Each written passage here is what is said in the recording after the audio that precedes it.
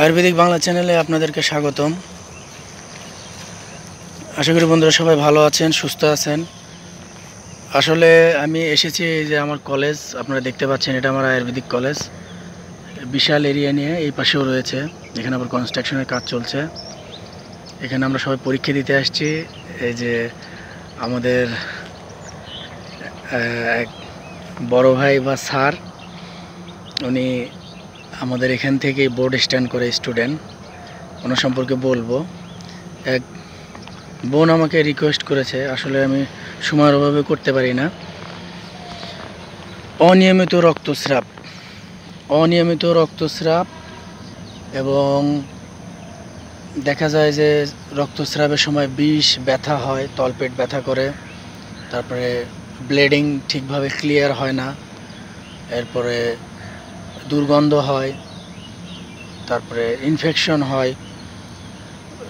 এটার উপরে উনি একটু জানতে চেয়েছিল। আসলে আমি সময়ের অভাবে করতে পারি না, তবে আজকে এখানে আসছি, আমার এই কলেজ গ্রাউন্ডে একটু ঘোরাফেরা করছি, তাই এই গাছটি চোখে পড়লো। এটা আমাদের অতি পরিচিত একটি গাছ, গ্রামগঞ্জে খুব অ্যাভেলেবেল পাওয়া যায়। তারপরে আরেকটি বিষয় হচ্ছে, দেখা যায় যে অনেক মা বোনদের যখন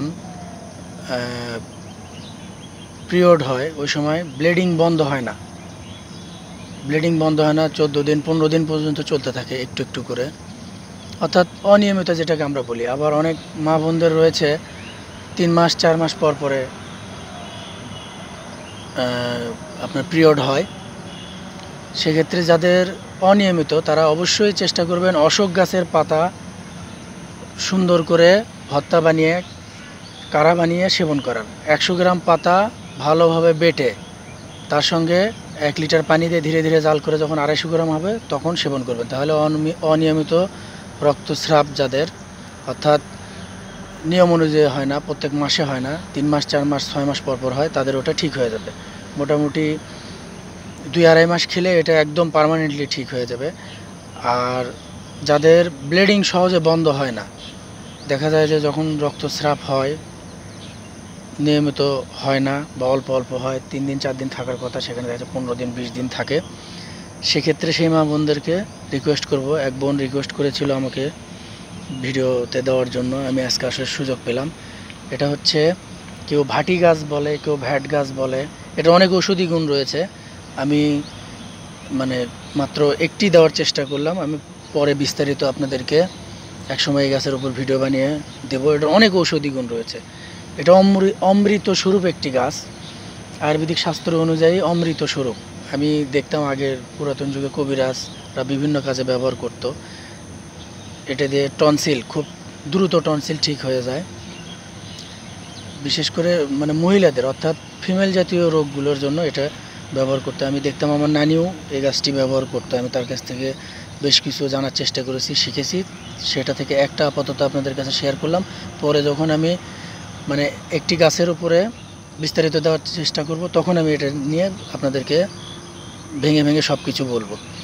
যাই হোক, যে সকল মা বোনদের অনিয়মিত রক্তস্রাব বা হিউজ ব্লিডিং হচ্ছে, ব্লিডিং কোনোভাবে আটকানো যাচ্ছে না, সেক্ষেত্রে প্রত্যেক দিন সকালে এই যে কচি পাতা আপনারা দেখতে পাচ্ছেন, এই কচি পাতা ছিঁড়ে নেবেন।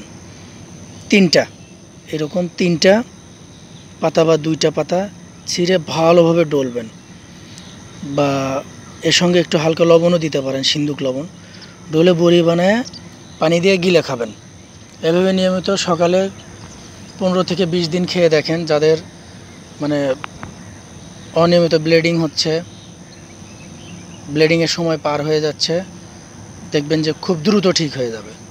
এটা খুব কার্যকরী এবং পরীক্ষিত। মা বোনদের অবশ্যই বলবো, কোনো ডাক্তারি ওষুধ খাবেন না, এটা দিয়ে একবার ট্রাই করে দেখেন, বিশ্বাস এসে যাবে। আশা করি ভালো থাকবেন সবাই, সুস্থ থাকবেন। আজ এ পর্যন্তই, ধন্যবাদ।